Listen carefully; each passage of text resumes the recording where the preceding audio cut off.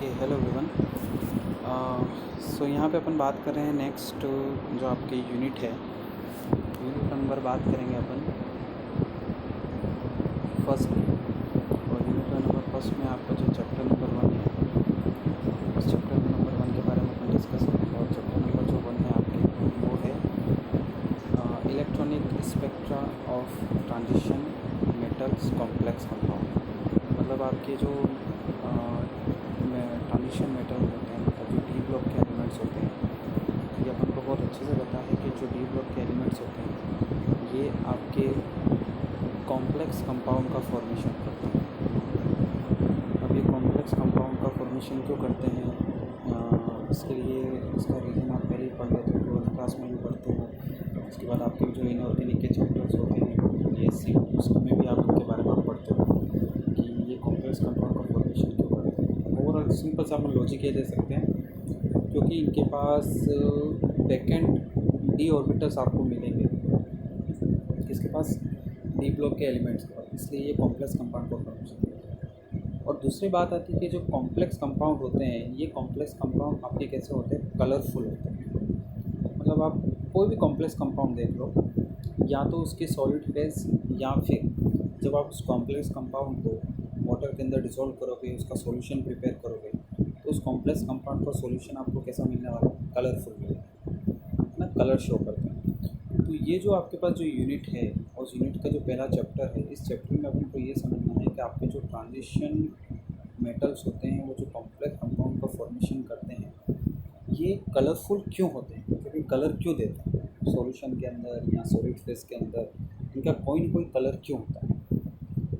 यहाँ पर आपको एक बात और समझनी, देखो कि ये जो ट्रांजिशन मेटल के जो कॉम्प्लेक्स कंपाउंड्स हैं या कॉम्प्लेक्स हैं ट्रांजिशन मेटल के, ये जो कॉम्प्लेक्स होता है ये कलरफुल होता है। और ये जो कलरफुल है, ये बहुत ही इम्पोर्टेंट प्रॉपर्टीज़ है ना, अपने पॉइंट ऑफ व्यू से, मतलब खास करके इस पॉइंट ऑफ व्यू से ये बहुत ही इम्पोर्टेंट प्रॉपर्टी है।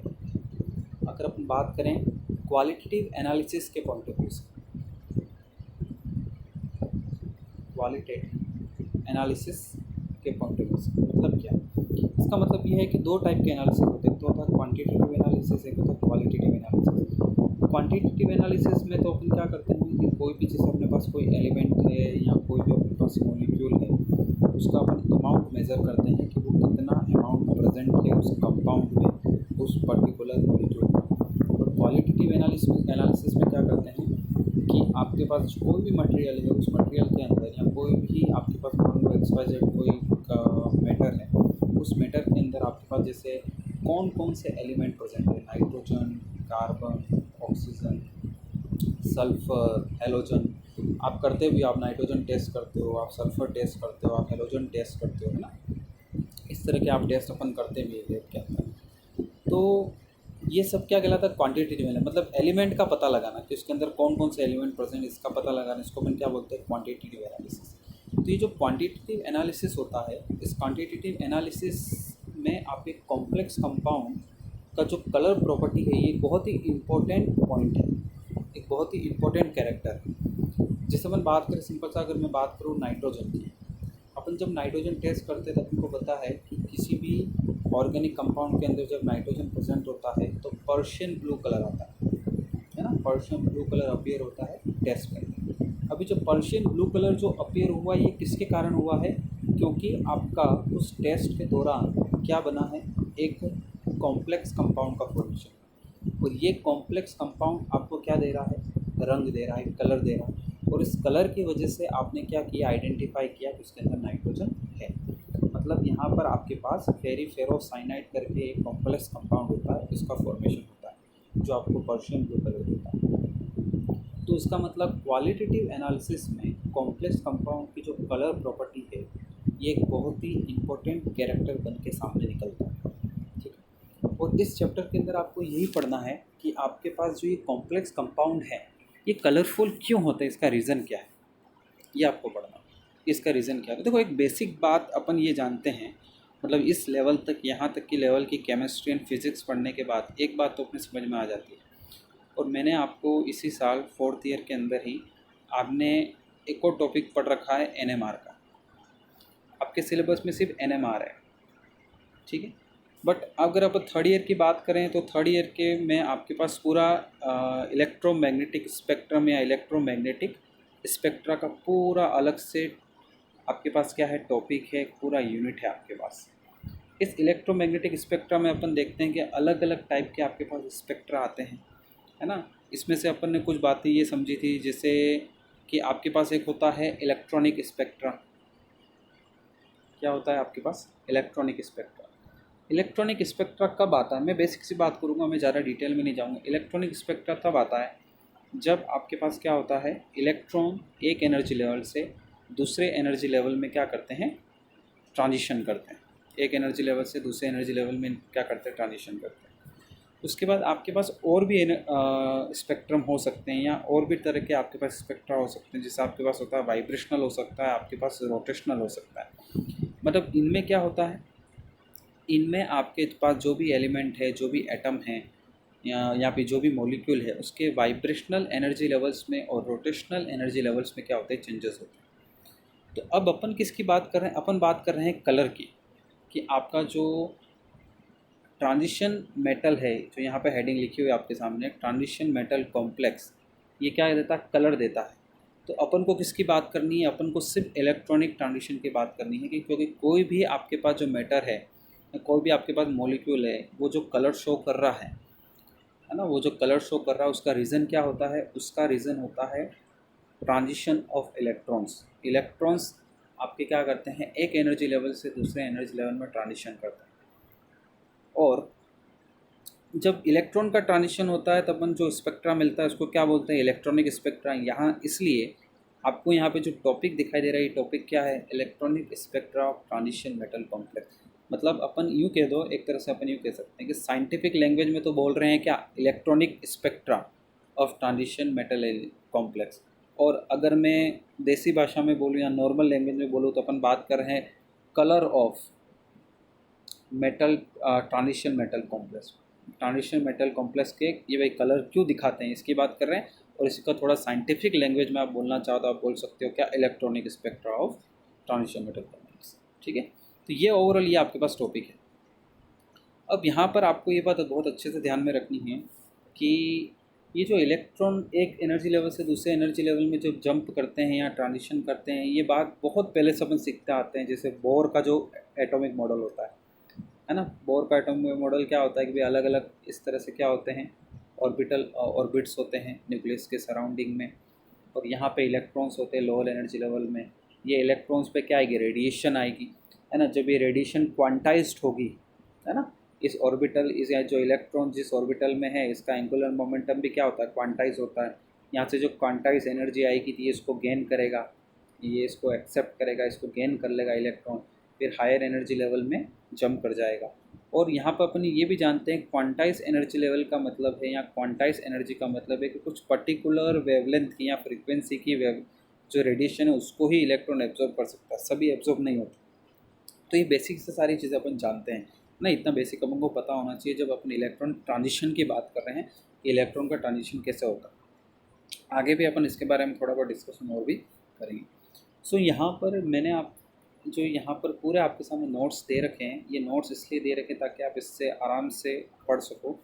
आपके सिलेबस के अकॉर्डिंग ये जो यहाँ पे नोट्स है ये आपके लिए काफ़ी होंगे। तो एक बार थोड़ा सा इसको रीड कर लेते हैं अपन। The study in which the transition metal complex ion absorb electromagnetic radiation is called the electronic absorption spectroscopy। ठीक है, तो देखो ये लाइन यहाँ पे क्या कह रही है, सिंपल सी बात कह रही है, the study in which the transition metal complex ion absorb electromagnetic radiation is called the electron absorption spectroscopy. मतलब यहाँ पर क्या हो रहा है कि आपके जो इलेक्ट्रॉन हैं ये क्या करते हैं, इलेक्ट्रोमैग्नेटिक रेडिएशन को एब्जॉर्ब करते हैं, जैसे मैंने भी आपको बताया, और उनका क्या होता है, ट्रांजिशन होता है। तो यहाँ पर इसको अपन क्या बोलते हैं, इलेक्ट्रॉन एब्जॉर्प्शन स्पेक्ट्रोस्कोपी। मतलब यहाँ पर क्या होगा, आप यूँ कह सकते हो ये एक तरह का आपके पास एपरेटस है, स्पेक्ट्रोस्कोपी है, जिसकी सहायता से आप ये सब फाइंड आउट करते हैं। ठीक है, देन नेक्स्ट पॉइंट है आपके पास, the absorb radiation promote electron from lower energy d orbital to higher energy d orbital. अब यहाँ पर अपन बात करते हैं, मैंने आपको ये तो बता दिया कि रेडिएशन जब एब्जॉर्ब होती है तो लोअर एनर्जी लेवल से हायर एनर्जी लेवल में क्या होती है, इलेक्ट्रॉन का ट्रांजिशन होता है। बट यहाँ पे अपन किसकी बात करते हैं, ट्रांजिशन मेटल्स की बात कर रहे हैं, ट्रांजिशन मेटल कॉम्प्लेक्स की बात कर रहे हैं। तो यहाँ पर 12th क्लास में आप एक और छोटा सा कॉन्सेप्ट पढ़ते हो कि आपके जो ट्रांजिशन मेटल होता है, जो ट्रांजिशन मेटल कॉम्प्लेक्स होता है या जो ट्रांजिशन मेटल के जो कंपाउंड्स होते हैं, इनमें जो कलर जो शो होता है उसका रीज़न तो क्या होता है कि इलेक्ट्रॉन एक एनर्जी लेवल से दूसरे एनर्जी लेवल में ट्रांसफ़र होता है। पर यहाँ पे जो ट्रांजिशन हो रहा है वो कौन से ऑर्बिटल्स के बीच में होता है, मतलब इलेक्ट्रॉन कौन से ऑर्बिटल्स के बीच में ट्रांजिशन करते हैं। तो इलेक्ट्रॉन ट्रांजिशन करते हैं कौन से ऑर्बिटल्स के बीच में, आपके डी ऑर्बिटल्स के बीच में, Eg और T2G ऑर्बिटल्स के बीच में। मैंने ये जो डायग्राम बनाया है ना, स्प्लिटिंग का डायग्राम है आपके D orbital, D generated D orbital के स्प्लिटिंग डायग्राम है ये। तो उससे आपको थोड़ा बहुत आइडिया हो गया होगा। तो यहाँ पे एक ध्यान रखना है अपन को, किसी भी केस में कोई भी XYZ कोई भी आपको मैटर या एलिमेंट जो या मॉलिक्यूल जो किसी भी एलिमेंट से मिलकर बना है, अगर वो आपको कलर दे रहा है, मतलब कलर दे रहा है, इसका मतलब वो कलर किसके ट्रांजिशन की वजह से आ रहा है, इलेक्ट्रॉन की वजह से, है ना। अपन अपने आसपास जितने कलर दिख रहे हैं उस सब कलर का रीज़न यही है कि उस मैटर के अंदर इलेक्ट्रॉन क्या कर रहे हैं, रेडिएशन को एब्जॉर्ब कर रहे हैं, और एब्जॉर्ब करके एक एनर्जी लेवल से दूसरे एनर्जी लेवल में उनका क्या हो रहा है, ट्रांजिशन हो रहा है ना। और फिर इमिट भी करते हैं, इलेक्ट्रॉन एनर्जी इमिट करके वापस लोअर एनर्जी लेवल में भी ट्रांसफ़र होते हैं।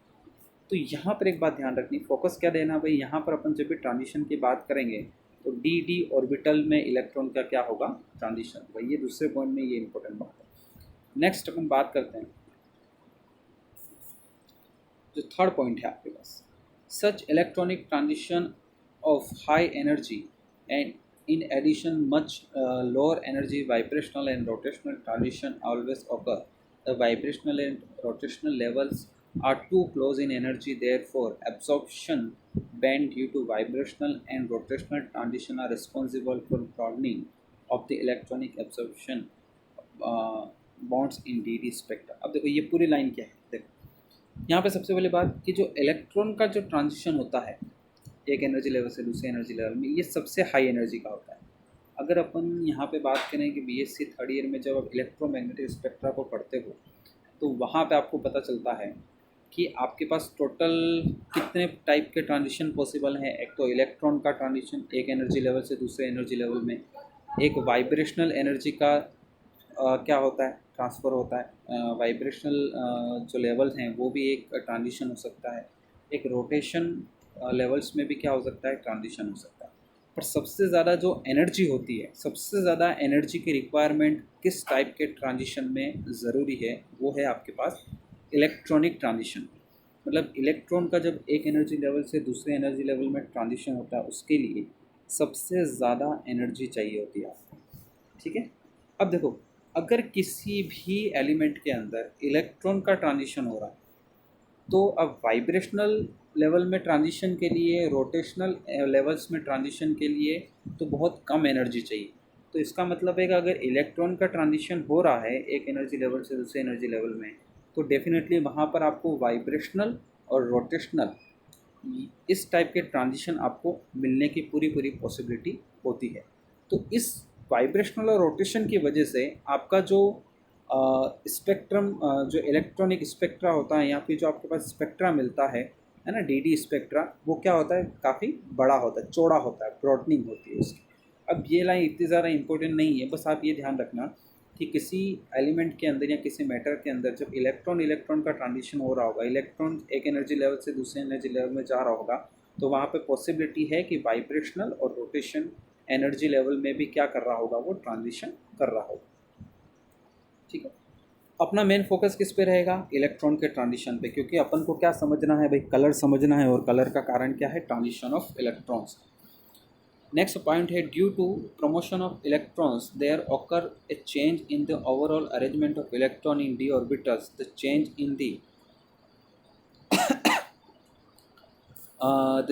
इन the overall arrangement of electrons, the change electron, the dd orbital give rise to electron absorption spectrum, ठीक है। तो मतलब सिंपल सी बात यही है कि आपके क्या होता है, इलेक्ट्रॉन का ट्रांजिशन होता है, इलेक्ट्रॉन के ट्रांजिशन की वजह से आपको इलेक्ट्रॉन एब्जॉर्प्शन स्पेक्ट्रम मिलेगा, ठीक है।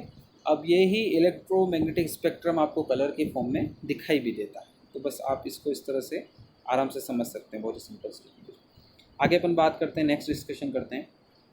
जो नेक्स्ट पॉइंट है आपके, तो जो लास्ट पॉइंट है थोड़ा अच्छा इंपॉर्टेंट था, study of transition metal complex spectrum gives following information.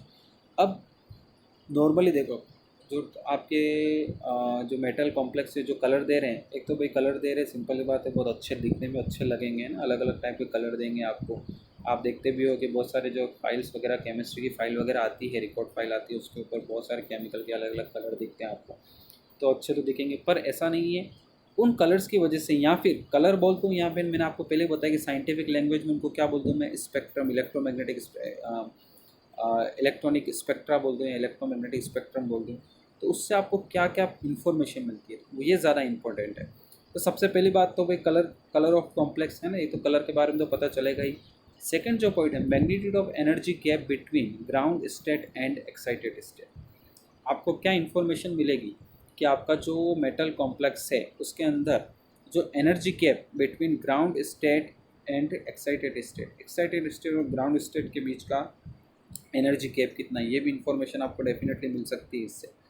Then आपको जो थर्ड पॉइंट है ये वाला, ये भी इम्पोर्टेंट है, extend of covalent character in metal ligand bond. मतलब आपको मेटल और लिगेंड के बीच में बॉन्ड के अंदर जो कोवलेंट कैरेक्टर है, इसकी भी इंफॉर्मेशन मिल जाएगी। ज्योमेट्री ऑफ कॉम्प्लेक्स की ज्योमेट्री के बारे में पता चलेगा। The position of metal ion and ligand in the spectrochemical series and nephelauxetic series. ठीक है, तो यहाँ पर आपको स्पेक्ट्रोकेमिकल सीरीज़ में और नेफिलेक्टिक सीरीज़ में आपको मेटल आयन की और लिगेंड की क्या पता चलेगी, पोजीशन पता चलेगी। अब ये क्या मतलब, स्पेक्ट्रोकेमिकल सीरीज़ क्या होती है? स्पेक्ट्रोकेमिकल सीरीज़ होती है कि लिगेंड की स्ट्रेंथ के अकॉर्डिंग लिगेंड को बहुत अलग अलग पार्ट्स में डिवाइड करके, मतलब उसको कंपैरिजन किया जाता है, एक सीरीज़ बनाई गई जिसमें अलग अलग जो लिगेंड है उनकी स्ट्रेंथ के अकॉर्डिंग उनको अरेंज किया गया है।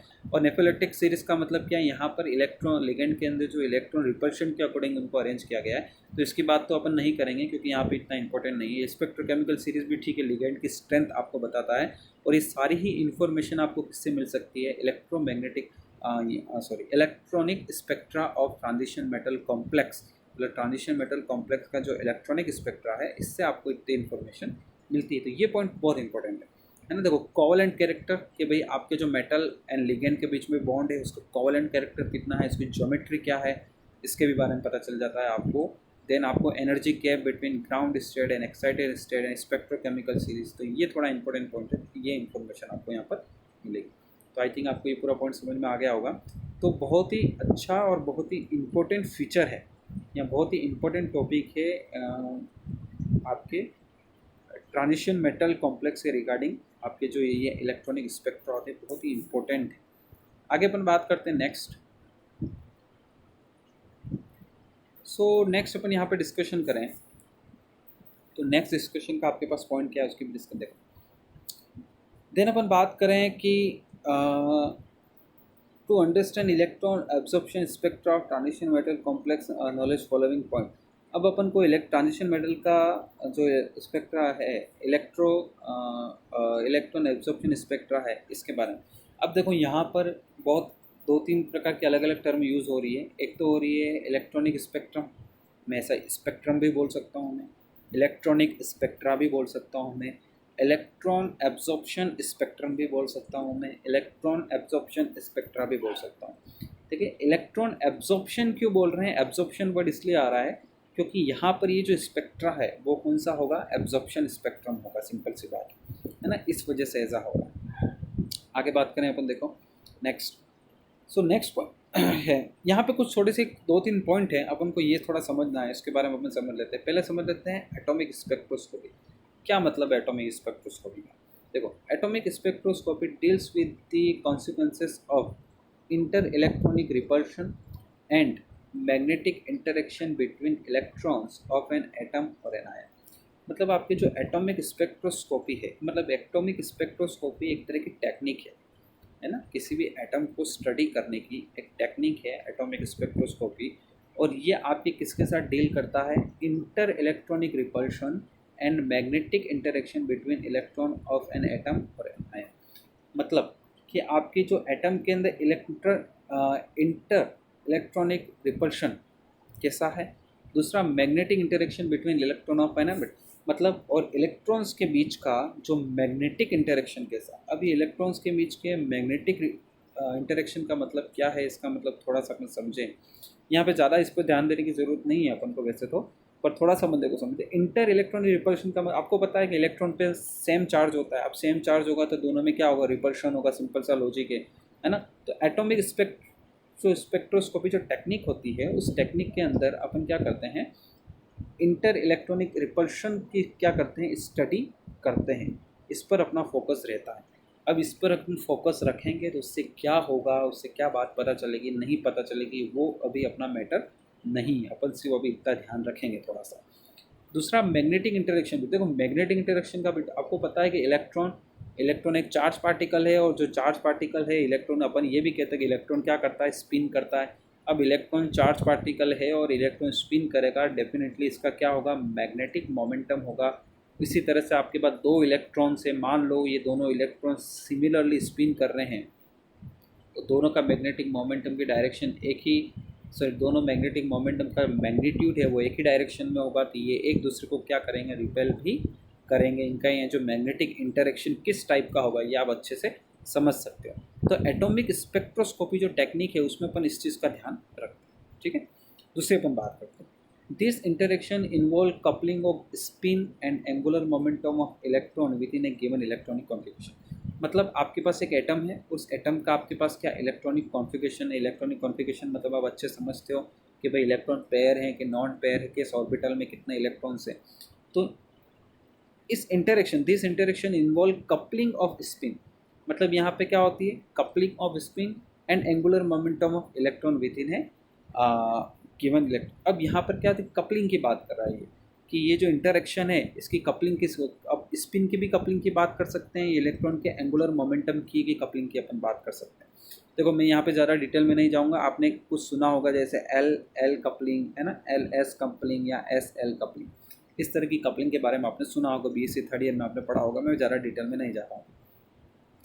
अब यहाँ पर ये जो पॉइंट है इस पर थोड़ा सा अपन ध्यान देंगे। The coupling rise सर्वल regenerate and non degenerate energy level. Overall मेरे कहने का मतलब ये है, ये जो पॉइंट अपन पढ़ रहे हैं है ना, एटॉमिक स्पेक्ट्रोस्कोपी मतलब एटॉमिक टेक्निक है एक टाइप की, इसमें the coupling rise सर्वल degenerate and non degenerate energy level. मतलब ये जो कपलिंग होती है ये इलेक्ट्रॉन्स की, ये जो कपलिंग की वजह से है ना, चाहे वो स्पिन कपलिंग हो, एंगुलर कपलिंग हो या स्पिन एंगुलर कपलिंग हो, इसकी वजह से आपके several degenerated and non degenerated energy levels बनते हैं। अब डीजनरेटेड एनर्जी लेवल्स का मतलब होता है कि ऐसे एनर्जी लेवल जिनकी एनर्जी अप्रोक्सीमेट सिमिलर होती है, और ऐसे एनर्जी लेवल जिनकी एनर्जी लेवल क्या होती है, डिफरेंट। इस टाइप के एनर्जी लेवल का फॉर्मेशन होता है। मतलब आपको ये ओवरऑल ये बता रहा है कि भाई इस एटॉमिक स्पेक्ट्रम, मतलब आपके पास एक एटम है, उस एटम के बारे में आप स्टडी करना चाहते हो तो आप एक टेक्निक का यूज़ करोगे। टेक्निक कौन सी है, स्पेक्ट्रोस्कोपी। और इस टेक्निक के अंदर समझा रहा है कि भाई टेक्निक कैसे काम करती है। टेक्निक काम करती है कि इसके अंदर क्या होते हैं, आपके इलेक्ट्रॉन का इंटरेक्शन होता है, रिपल्शन भी हो सकता है या मैग्नेटिक इंटरेक्शन हो सकता है। इस मैग्नेटिक इंटरेक्शन में स्पिन हो सकता है, एंगुलर स्पिन हो सकता है या एंगुलर हो सकता है, जिसकी वजह से डीजनरेटेड या नॉन डीजनरेटेड एनर्जी लेवल का फॉर्मेशन होता है। अब देखो एनर्जी लेवल का फॉर्मेशन हो गया, और इस एनर्जी लेवल में ही तो इलेक्ट्रॉन क्या करेंगे, ट्रांजिशन करेंगे। अगर ये एनर्जी लेवल होंगे ही नहीं, अगर सारे एनर्जी लेवल एक जैसे हुए तो ट्रांजिशन तो हो नहीं पाएगा। जब एनर्जी लेवल में डिफरेंस होगा तो ही तो वो एनर्जी को, इलेक्ट्रॉन्स एनर्जी को एब्जॉर्ब करके एक एनर्जी लेवल से दूसरे एनर्जी लेवल में जंप करेंगे। अब यहाँ पर these energy levels are known as energy terms of spectroscopic state. Next अपनी जो लाइन है, the electronic transition in this energy level give rise of electronic absorption. तो ओवरऑल आपको ये समझाने की कोशिश है, यहाँ पर ये बात करने की कोशिश है कि भाई यहाँ पर इलेक्ट्रॉन एक एनर्जी लेवल से दूसरे एनर्जी लेवल में जंप करता है रेडिएशन को एब्जॉर्ब करके। जो एक्सटर्नल जो रेडिएशन आ रही है उसको एब्जॉर्ब करके वो एक एनर्जी लेवल से दूसरे एनर्जी लेवल में ट्रांसफ़र होता है। और ये एनर्जी लेवल्स कैसे बनते हैं, तो ये 3 लाइनें आप पढ़ोगे तो आपको समझ में आ जाएगा कि ये एनर्जी लेवल कैसे बनते हैं और ये किसके अंदर आ रहा है, सारा एटॉमिक स्पेक्ट्रो क्योंकि यहाँ पर भी अगर अपन ओवरऑल भले मेटल हो लिगेंड हो, पर वहाँ पे उसके अंदर एटम्स तो होते ही हैं, है ना, एटम्स तो होते ही हैं, यहाँ पे आयंस होते हैं, तो ओवरऑल अपन ये कॉन्सेप्ट यहाँ पे अप्लाई कर सकते। तो आई थिंक आपको ये बात समझ में आ गई।